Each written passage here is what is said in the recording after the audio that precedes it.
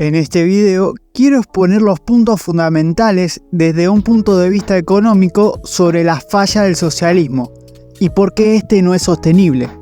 Principalmente me centraré en hacer una crítica a la escuela historicista, a la cual Marx pertenecía. El eje central implica que si la economía sería mera historia, carecería de leyes, es decir, de teorías o modelos como los conseguimos actualmente.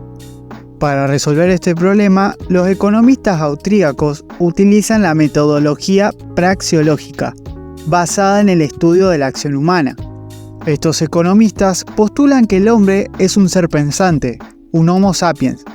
Esta es una característica puramente humana, pero también el hombre es el único ser que actúa, persiguiendo propósitos o fines. La praxeología se diferencia de la psicología, ya que la psicología estudia los factores psicológicos que producen la acción, mientras que la praxeología estudia la estructura de la acción, es decir, el empleo de los medios escasos para alcanzar los fines del sujeto. La praxeología no se preocupa por explicar los pensamientos humanos, los deseos y los juicios de valor, ya que estos no pueden ser medidos. Las ciencias de la acción humana posee dos divisiones o ramas principales: la historia y la praxeología propiamente dicha. La historia es la recolección o sistematización de todos los datos de la experiencia de la acción humana. La historia carece de generalizaciones. El objeto de las ciencias históricas es el pasado, pero este no puede enseñarnos nada del futuro de la acción humana. En la historia no encontramos enunciados generales verdaderos acerca de la acción humana en el presente, el pasado o el futuro. La historia, al igual que las ciencias naturales, trata con experiencia, y ambas son hechos del pasado, pero mientras que las ciencias naturales podemos obtener generalizaciones y leyes naturales, en la historia no podemos obtener leyes que sean generales.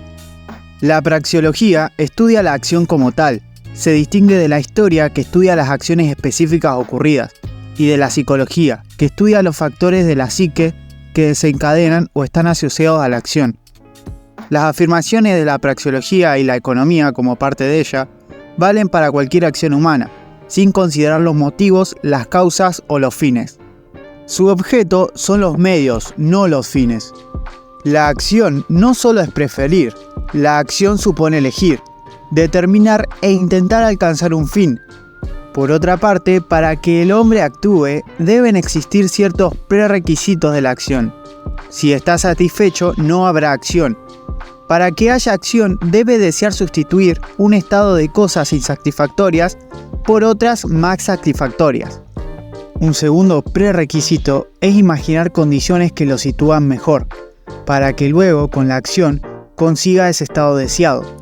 Esta es una gran diferencia con Marx, ya que Marx pensaba que las condiciones sociales determinaban los pensamientos. El tercer prerequisito es la expectativa de que la conducta guiada por los fines tenga el poder de remover o aliviar la inquietud. Estas son las condiciones generales de la acción humana. El hombre es el ser que vive bajo estas condiciones. La acción humana trabaja con postulados a priori. Esto quiere decir que suceden antes de la experiencia. Estos postulados son axiomáticos, es decir, con proposiciones o enunciados que son evidentes por sí mismos y no necesitan ser demostrados. Yo creo que nadie que esté viendo el video puede demostrar que estas condiciones no valen para todo tipo de acción, y si no, que me lo demuestren en los comentarios.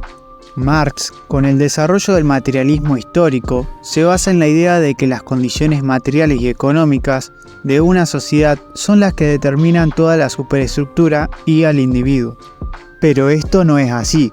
Los grupos no tienen existencia ontológica, no son seres que actúan. Los que actúan son los individuos, formando la acción social. Es el analista social o histórico el que legitima su existencia teórica, pero en realidad no existen. Lo que existe es la praxeología. Por lo tanto, podemos concluir que la primera crítica se basa en el método. Esto me da paso al siguiente tema. El primer tomo del Capital, obra en la cual Marx desprende su crítica al sistema capitalista, fue publicado en 1867. La revolución marginalista, que introduce el concepto de utilidad marginal, dando paso a la teoría subjetiva del valor, fue teorizada por tres economistas: William Gibbons, Carl Menger y Leon Walras. Esta revolución fue diseñada en 1870. Marx muere en 1883 y Engels en 1885 y 1894 publica el tomo 2 y 3 del Capital. Existe la sospecha de que Marx no publicó el tomo 2 y 3 debido a la revolución marginalista, ya que Marx creía en una teoría objetiva del valor, y con este cambio de paradigma se cae abajo su utopía. La teoría subjetiva del valor sostiene que el valor no está determinado por los costos de producción, como coincidían los clásicos, sino por la utilidad que le reporta al individuo consumir determinado bien económico, teniendo en cuenta su nivel de ingreso y su restricción presupuestaria. La forma en acomodar este problema es ordenar las preferencias entre las diferentes combinaciones de bienes y servicios. Es decir, no podemos conocer el cálculo mental que hace la persona para valorar determinado bien económico, pero sí podemos conocer el orden de preferencia que hace la persona para decidir entre un bien económico o otro bien. La idea del valor subjetivo elimina automáticamente ideas creadas por el marxismo como lo es la explotación, ya que en este caso no hay un salario en sí, no hay un salario que sea intrínseco a la actividad, sino que este depende de un acuerdo entre las partes. En una economía libre sin socialismo, el trabajador tendrá libre movilidad y podrá optar entre elegir ese trabajo o irse a otro si él subjetivamente no considera acorde el salario. Su salario no depende de la cantidad de horas empleadas para la producción, sino que parte de un acuerdo entre el empresario y el trabajador, no de los costos de producción. También, otra crítica tajante que parte del problema de la teoría subjetiva del valor es el problema que cabe en una economía planificada para llevar a cabo el cálculo económico. Desde la perspectiva praxeológica de Mises, el cálculo económico se refiere al proceso mental que los individuos realizan al tomar decisiones sobre la asignación de recursos escasos para satisfacer sus necesidades más urgentes. Esta asignación se basa en la evaluación subjetiva de las preferencias y valores de los individuos, así como la información proporcionada por los precios de mercado que surgen de la interacción entre la oferta y la demanda. Es decir, el cálculo económico es el resultado de la acción humana orientado a fines, donde los individuos utilizan el conocimiento disperso y la información de los precios para tomar decisiones relacionadas con la asignación de recursos. Imagina que eres un empresario y fabricas camisetas y pantalones. Para tomar decisiones sobre cuántos recursos asignar a la producción de cada artículo, la empresa evalúa varios factores, como la demanda actual y prevista para cada producto, los costos de producción, la disponibilidad de mano de obra y materias primas, y los precios de mercado de las camisetas y los pantalones. Pero saber cuál es la forma más eficiente y eficaz se debe hacer un cálculo económico subjetivo, que depende de las valoraciones individuales reflejadas en los precios. Si no hay cálculo económico, no hay precio. Si no hay precio, no se sabe el valor de las cosas, por lo que es indispensable que existan sistemas de precios para que los recursos se asignen de la mejor manera posible, y esta organización de recursos debe ser llevada a cabo por el empresario, no por el Estado, porque al Estado no le importa si tiene pérdidas o no. El Estado arrogantemente asigna recursos como si supiera lo que cada individuo quiere y desea. Además, el Estado no tiene una función empresaria de prever la demanda a futuro. No tiene una capacidad innovadora.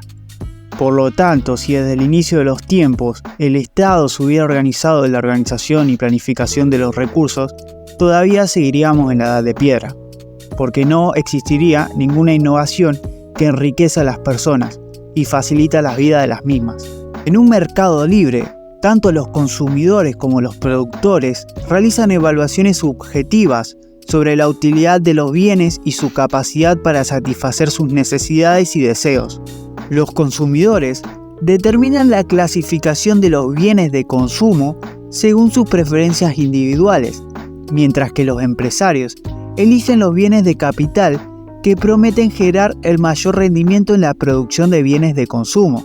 En una economía socialista, esta interacción entre el consumidor y los empresarios se ve obstaculizada.